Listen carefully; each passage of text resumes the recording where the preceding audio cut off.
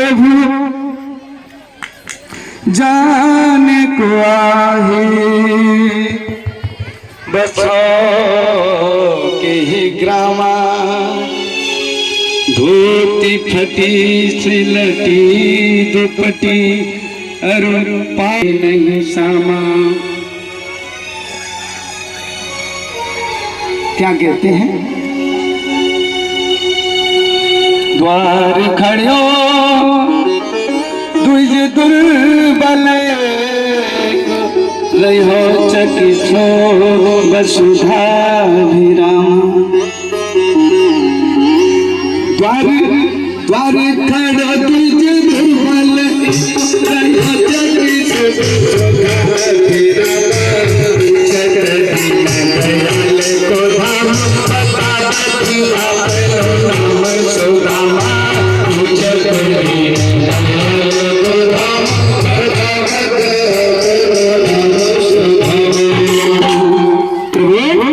कोई ग्रामीण आया है, न सिर पे पगड़ी है, न तन पे वस्त्र है, छोटा सा अंगोछा है, फटी धोती है और पैरों की चप्पल भी नहीं है, बड़ा दुर्बल है। कोई ग्रामीण है, आपके महलों की ओर देखता है और कहता है कि मेरा नाम सुदामा है।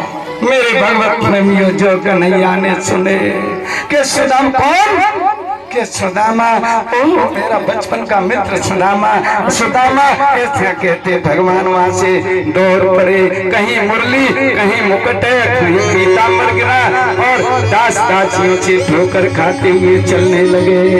सब देखते रह गए, अरे आज प्रभु को, आज द्वारकाधीश को क्या हो गया? मेरे भगवत प्रेमियों, क्या लीला हुई है? वो जाकर के देखना, सुदामा लौटने को तत्पर थे। निराश में जाकर कन्हैया ने पीछा किया और सुदामा को देख करके और हाथ पकड़ करके लाए और ला करके सुदामा जी को कहाँ बिठाया? सिंहासन पर। कहते ना, बराबर में अपने सुदामा बिठाए, बराबर नहीं, स्वयं तिल ने अपने नाथ धरती पर जमीन पर बैठे और उनको सिंहासन पर बिठाया और चरण कहने लगे, लाओ मेरा मित्र है, संतोषी ब्राह्मण है। और संतोषी ब्राह्मण साक्षात तपस्वी ब्राह्मण भगवान का रूप होता है। आज ये मेरे धन्य भागे चलकर मेरा मित्र ये ब्राह्मण आया है, इसके चरणों को धोकर इसके चरणों धन को सिरोधार्य करूं।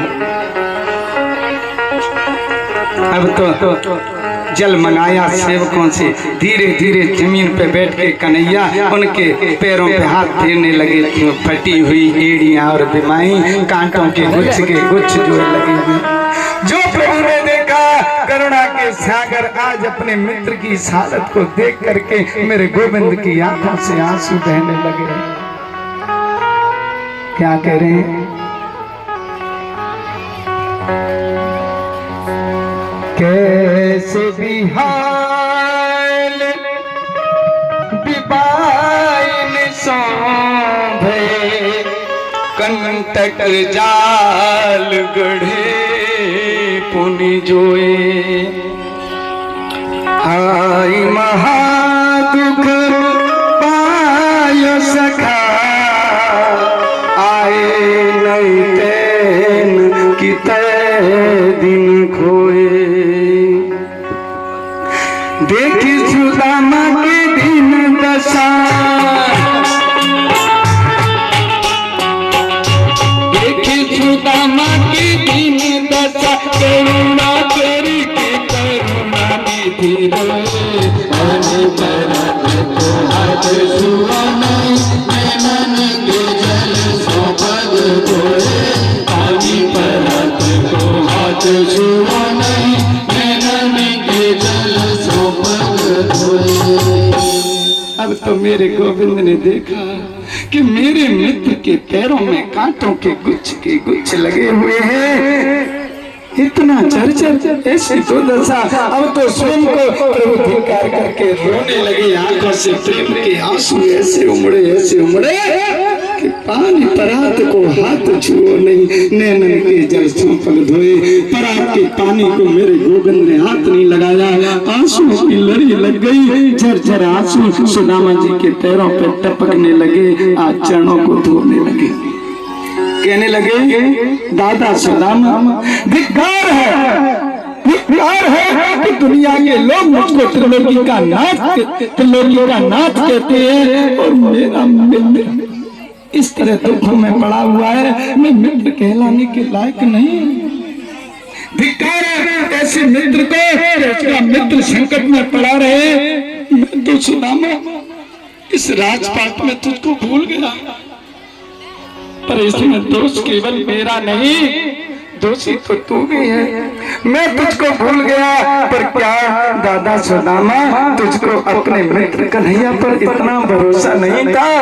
तू तो एक बार, बस एक बार आ जाता, एक बार अपने इस मित्र को याद कर लेता। छोटे भैया को भगवान बहुत रोए, कांटों को निकाला और कहते हैं, संत वर्णन करते हैं कांटे नहीं निकले, एक कांटा जब हाथों से नहीं निकला, मेरे गोविंद ने चरण को पकड़ा और अपने दांतों से ऐसे पैर से अपने भक्त सुदामा के पैर से दांतों को लगा करके और कांटे को पकड़ करके खींच लिया। धन्य भक्त वत्सल भगवान, बोलो गोविंद भगवान की जय। कृपा करी, अब बात करने लगे और सुनाओ क्या हाल है। सुदामा जी ने कुछ मांगा नहीं और समय कम है, गुरुकुल की बात होने लगी तो कहा भौजी ने कुछ नहीं दिया।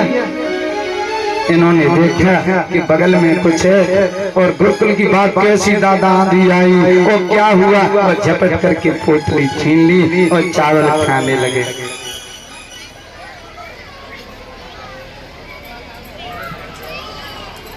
तो बस समाप्त, अब क्या करें।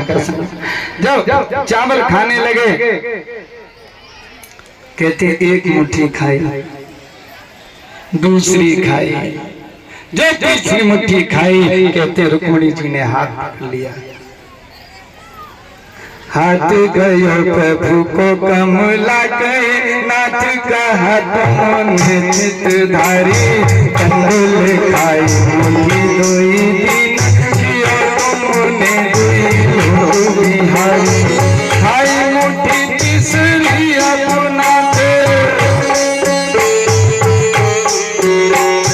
खाई मुट्ठी तीसरी अपना निज बस की आस बेचारी, रंग ही आप समान की और तुम चाहत आप ही होने भरी, रंग ही आप समान की और तुम आज भगवान ने विश्वकर्मा को आदेश दिया कि जाओ, जैसे मेरे महल बने हैं वैसे इनके महल बना दो मेरे भगवत प्रेमियों। तो क्या हुआ समझ लो, सुदामा जी को विदा किया, कपड़े भी उतरवा लिए, समय कम है, अपने फटे पुराने वस्त्रों को लेकर खाली हाथ विदा किया। और जब आए सुदामा जी अपनी नगरी में तो देखा न घर है, न मड़ैया है, न भामिनी है, न वो तुलसी का वृक्ष है। तो सोच रहे हैं कहीं मैं भटक तो नहीं गया, लौटकर द्वारिका तो नहीं आया, और घूमते फिर रहे हैं। अब भजन का समय नहीं रहा, कहते मड़ैया मेरी कित गई रे, मोहन कब के बेर निकारे। लेकिन जब भटक रहे हैं तभी उनकी पत्नी ने देख लिया, वो परम सुंदरी हो गई, आभूषण पहने हैं, दास दासियां हैं, और चंदन वृक्ष खड़े हुए हैं, हाथी जो है और घोड़े द्वार पर हैं। वो आज दिवला सजाकर थाल सजाकर लाई, कहने लगी स्वामी मैं आपकी पत्नी हूँ, चलो अंदर ले गई। उन्होंने सोचा ये सब कृपा उस गोविंद की है, गोविंद ने इसको दिया है, मुझे शायद धन देता तो मैं उसको भूल जाता। उनके पवित्र दर्शन हो गए, मैं इसका सुख भोग नहीं करूंगा। वो तो एक अतिथि की तरह वहाँ पड़े रहे, उन्होंने ऐश आराम नहीं भोगे। लेकिन ध्यान करो, ये कुछ कहानियां जो मैंने भी कही वो मिलावटी है। 2 मुट्ठी चावल नहीं खाए, केवल 1 मुट्ठी खाए और बाकी के रानियों ने बांट लिए। क्या कहा रुक्मिणी ने, प्रभु तुम तो 1 मुट्ठी में इतनी करुणा कर देते हो, दूसरी देकर खाकर क्या करोगे। भागवत में क्या श्लोक लिखा है कि इति मुष्टिं सकृत जगद्वा द्वितीयां जगदुमाददे, के केवल सकृत जगद्वा 1 मुट्ठी खा करके द्वितीयां जगदुमाददे, जो दूसरी मुट्ठी खाने को हुए तब पकड़ लिए। हाथ को पकड़ा है।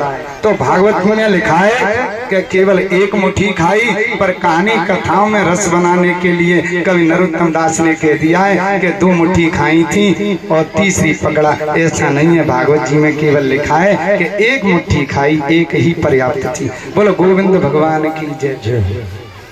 अब ऐसे उनका अवतार किया है और देवकी के 6 पुत्र हैं, उनको वो लेकर